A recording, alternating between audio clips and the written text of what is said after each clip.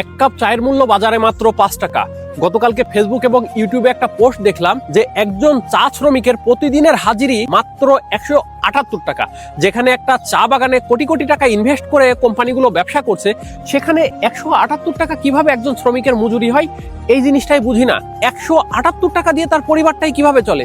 যেখানে 1 কেজি চাউলের মূল্য 60 থেকে 70 টাকা, সেখানে 178 টাকা দিয়ে একজন মানুষের সংসার কিভাবে চলতে পারে? এটাই তো মাথায় আসে না। জোর প্রতিবাদ জানাচ্ছি যাতে এই সমস্ত চা শ্রমিকের প্রতিদিনের মজুরি কমপক্ষে 400 থেকে 500 টাকা করা হয়। সারা বাংলাদেশ জুড়ে আমরা যেখানে যে অবস্থায় আছি সবাই যার যার স্থান থেকে প্রতিবাদ করি যাতে ওই সমস্ত গরিব মানুষ, ওই সমস্ত দিনমজুর শ্রমিকদের মজুরিটা বৃদ্ধি করা হয়, তারা যাতে প্রতিদিন 2 বেলা ডাল ভাত খেয়ে অন্তত বাঁচতে পারে। এই ভিডিওটা যাদের সামনে যাবে দয়া করে একটু শেয়ার করে দিবে, যাতে ওই সমস্ত ব্যক্তিদের কাছে ভিডিওটা পৌঁছে যায় যারা চা শ্রমিকদের নিয়ে কাজ করে কিংবা চা বোর্ড আছে বাংলাদেশে, তাদের কাছে যেন পৌঁছানোর পরে তারা তাদের মজুরিটা নির্ধারণ করে যে একজন ব্যক্তির একদিনের খরচ কয় টাকা হইতে পারে। কেমনে হয় 178 টাকা? কি করে সম্ভব?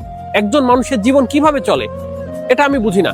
জোর দাবি জানাচ্ছি তাদের মজুরি অন্তত 400 থেকে 500 টাকা যেন করা হয়। তো ধন্যবাদ সকল প্রিয় বন্ধুদেরকে যারা ভিডিওটা দেখবেন, অন্তত ভিডিওটা শেয়ার করে পাশে থাকবেন। ধন্যবাদ সবাইকে।